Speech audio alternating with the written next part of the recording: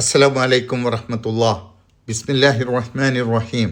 ഇങ്ങോട്ട് തിന്മ ചെയ്യുന്ന വ്യക്തിക്ക് നന്മ ചെയ്യുക, സ്നേഹം കൊണ്ട് ശത്രുവിനെ കീഴടക്കുക, അങ്ങനെ ശത്രുവിനെ മിത്രമാക്കുക എന്ന ഉദാത്തമായ ഗുണമാണ് സത്യവിശ്വാസികൾക്കുണ്ടാവേണ്ടത് എന്ന ആശയം ഖുർആനിൽ വിവിധ സന്ദർഭങ്ങളിൽ വിവിധ ശൈലികളിൽ സത്യവിശ്വാസികളെ ഉണർത്തുന്നുണ്ട്.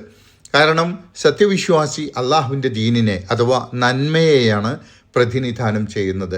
നന്മയെ ജനങ്ങളിലേക്ക് എത്തിക്കാൻ പ്രവാചകന്മാർ തുടർന്നു പോന്ന പ്രബോധന ദൗത്യം നിർവഹിക്കുന്നവരാണ് സത്യവിശ്വാസികൾ. അത് പ്രധാനമായും അവരുടെ സ്വഭാവ പെരുമാറ്റങ്ങളിലൂടെയാണ് മറ്റുള്ളവരിലേക്ക് എത്തേണ്ടത്. അതുകൊണ്ടാണ് ശത്രുവിന് പോലും ഇയാൾ എൻ്റെ ഗുണകാംക്ഷിയാണ് എന്ന് ഒരു സത്യവിശ്വാസിയെക്കുറിച്ച് തോന്നുകയും അനുഭവപ്പെടുകയും ചെയ്യുന്ന സാഹചര്യം ഉണ്ടാവണമെന്ന് പറയുന്നത്. അങ്ങനെയുള്ള ഒരു സാഹചര്യം, അതായത് മനുഷ്യനും തമ്മിൽ സ്നേഹത്തോടെ കഴിയുന്ന ഒരു സാഹചര്യം ഉണ്ടാവരുതെന്ന് കരുതുന്നവനാണ് പിശാച്. അതുകൊണ്ട് മനുഷ്യർക്കിടയിൽ നിരന്തരം ശത്രുതയും കുഴപ്പങ്ങളും ഏറ്റുമുട്ടലുകളും ഉണ്ടാക്കാൻ പിശാച് ശ്രമിച്ചു കൊണ്ടിരിക്കുന്നു. അപ്പോൾ മനുഷ്യൻ്റെ ശത്രു മനുഷ്യനല്ല, പിശാചാണ്. ഈ ആശയമാണ് ഇന്ന് പഠിക്കുന്ന 53-ാമത്തെ ആയത്തിൽ വിവരിക്കുന്നത്. ഖുൽ ഇബാദി, നബിയെ എൻ്റെ പ്രിയപ്പെട്ട ദാസന്മാരോട് താങ്കൾ ഉപദേശിച്ചു കൊടുക്കുക. ഇബാദി, എൻ്റെ അടിയാറുകളോട് എന്ന് പറഞ്ഞത് ഒരു വാത്സല്യത്തിൻ്റെയും സ്നേഹത്തിൻ്റെയും ശൈലിയിലാണ്.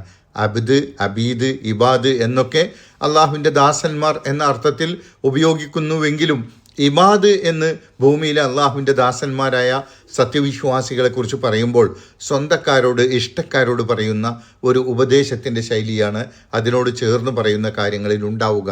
ഇവിടെയും അതാണ്. ഖുൽ, നബിയെ താങ്കൾ പറയുക, ലി ഇബാദി, എൻ്റെ അടിയാറുകളോട്, യഖൂലു, അവർ പറയാൻ വേണ്ടി, എൻ്റെ അടിയാറുകൾ സംസാരിക്കുമ്പോഴും പെരുമാറുമ്പോഴും അവർ പറയണം, അല്ലത്തി ഹിയ അഹ്സൻ, ഏറ്റവും നല്ലതായിട്ടുള്ളത്. നബി സല്ലല്ലാഹു അലൈഹി വസല്ലമക്കും സഹാബിമാർക്കും മക്കയിൽ അനുഭവിക്കേണ്ടി വന്ന പ്രയാസങ്ങളും ആക്ഷേപങ്ങളും ശകാരങ്ങളും അവർക്കൊരിക്കലും മറക്കാൻ കഴിയാത്തതാണ്. പല സഹാബിമാരും തങ്ങൾക്ക് അനാവശ്യമായി ശത്രുക്കളിൽ നിന്ന് കേൾക്കേണ്ടി വരുന്ന പരിഹാസങ്ങളെക്കുറിച്ചും ആക്ഷേപങ്ങളെക്കുറിച്ചും നബി സല്ലല്ലാഹു അലൈഹി വസല്ലമയോട് പരാതിപ്പെടാറുണ്ടായിരുന്നു. അതിന് പ്രതികാരം ചെയ്യട്ടെ എന്നവർ അനുവാദം ചോദിക്കാറുണ്ടായിരുന്നു. ഈ ആയത്തിൽ തന്നെ ഇങ്ങനെ ഉപദേശിക്കാൻ കാരണം ഉമർ റളിയല്ലാഹു അൻഹു തന്നെ രൂക്ഷമായി ശകാരിച്ച ഒരാൾക്കെതിരെ പ്രതികാരം ചെയ്യാൻ അനുവാദം ചോദിച്ച പശ്ചാത്തലത്തിലായിരുന്നു എന്ന് ചില റിപ്പോർട്ടുകളുണ്ട്. അതുകൊണ്ട് നബിയെ, അള്ളാഹുവിൻ്റെ അടിമത്വം അംഗീകരിച്ച് അതു സ്വീകരിച്ച സത്യവിശ്വാസികളായ എൻ്റെ അടിയാറുകളോട് താങ്കൾ പറയുക, ശത്രുക്കളോടാണെങ്കിൽ പോലും പരമാവധി നല്ലത് പറയാനാണ് അവർ ശ്രമിക്കേണ്ടത്.